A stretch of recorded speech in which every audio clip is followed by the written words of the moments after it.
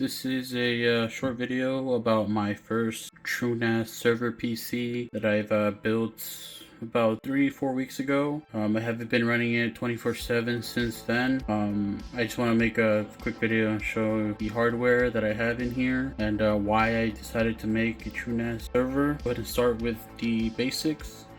The CPU that I have in here is a Intel Xeon E5-2697 V2.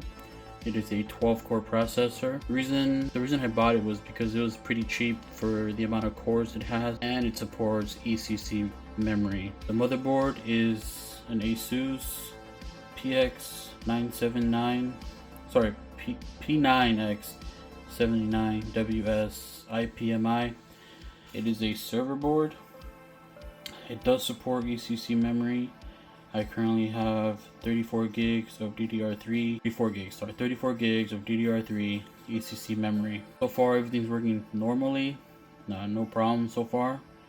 For my GPU, so one of the reasons I built the server was for Plex and for a Minecraft server and just general backup data for pictures. The GPU is a Quadro P400. It's a 2GB version. The reason I chose this was because it's low powered and it can transcode video for Plex. Whenever I watch Plex on my phone or on my TV, I have 6 fans installed. These are the intake, and then the 3 in the front are the exhaust. Reason is because I have the case facing the other way around, so fresh air comes from the back because it's the open area, and the front it's close to the wall, so it just exhausts the air, and you get better airflow from the back. Anyways, that's one of the reasons I made these the intakes. Oh yeah, I also recently bought a PCIe-SATA extension card. I can plug in 2 more drives. I have 2 2.5 1TB hard drives. They're in RAID 1. I use this for just extra storage, for my server. So far it's working normal. Turn it around and show you the back. Alright, this is the back where all the fun stuff happens. Well, all the fun stuff happens all over the case, but this is oh yeah, I forgot to mention, actually. Give me one sec. Alright, I forgot to mention that this motherboard is an eATX, and this case is a ATX case that I got from Facebook Marketplace for 20 bucks. The guy was selling it for really cheap, so I bought it because it has 5 drive slots in the front and 2 in the front for the 2.5 hard drives. So this case does not support ATX, as you can see right here. ATX is from the screw right here all the way over there, but this extends.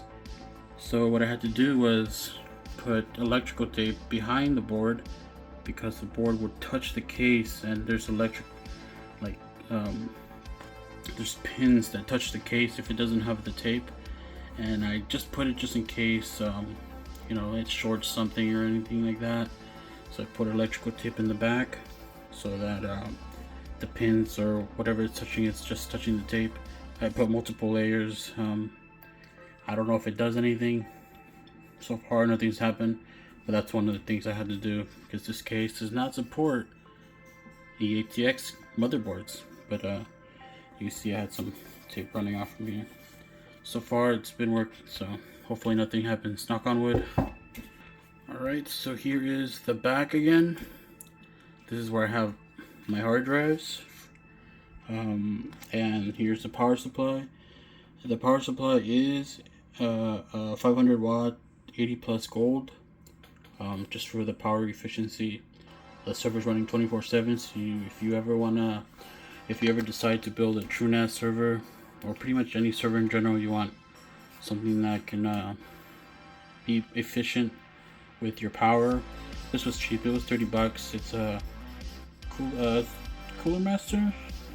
No, it's a Thermaltake 500 watt gold. It's the RGB version. I just disabled the RGB.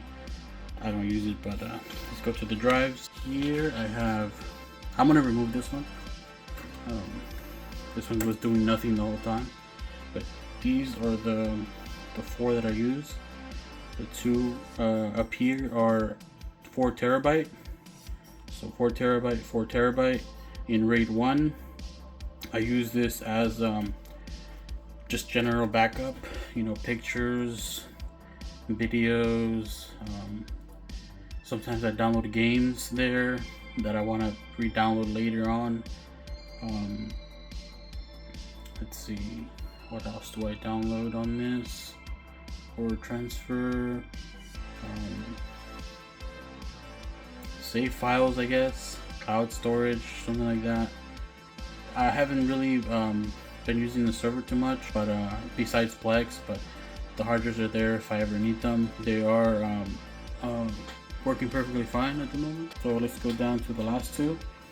These 2 are my Plex drives, meaning I have all my movies that I burned, Blu-ray, TV shows, a lot of movies basically.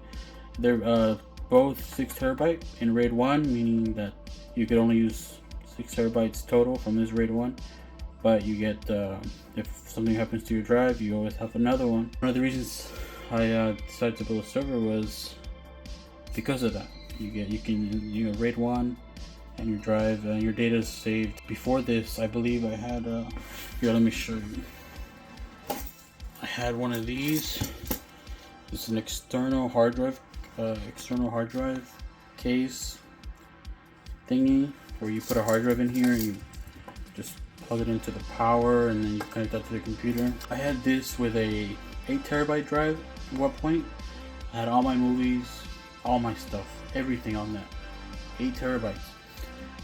I didn't use all 8, but I had all my stuff in there. I go ahead and plug this to my phone to like watch some movies that I had here on my phone, and the phone, like a pop-up message popped up saying we need to like configure, I don't know, it was some weird message that I assumed it needed to like, I don't know, update the phone or update some file in order to view this. When I pressed OK, it wiped the whole drive. I lost all my data and I was not happy, but after that happened, this is empty. I went ahead and built this beast. This is another reason, just another reason why server can be useful if you just need, you know, backup data. I did hear that every time you turn on your computer, so that's my computer right there, every time you turn it on, it reduces the lifespan of your hard drives. I don't know if that's true or not, but I did hear that it does that, and I turn on my computer every day, turn it off, turn it on, turn it off, turn it off, turn it on, turn it on, all the time. But if you keep the hard drive running all the time, it will last even longer because it doesn't have to go through the turn on, turn off process or whatever. Yeah, I forgot what this case was. It's an NZXT case. It's an all black. The reason I got it was because of the drive capacity. You can install many drives. I believe it was the NZXT H440, I believe, not sure. But yeah, this was a quick video of my first TrueNAS server.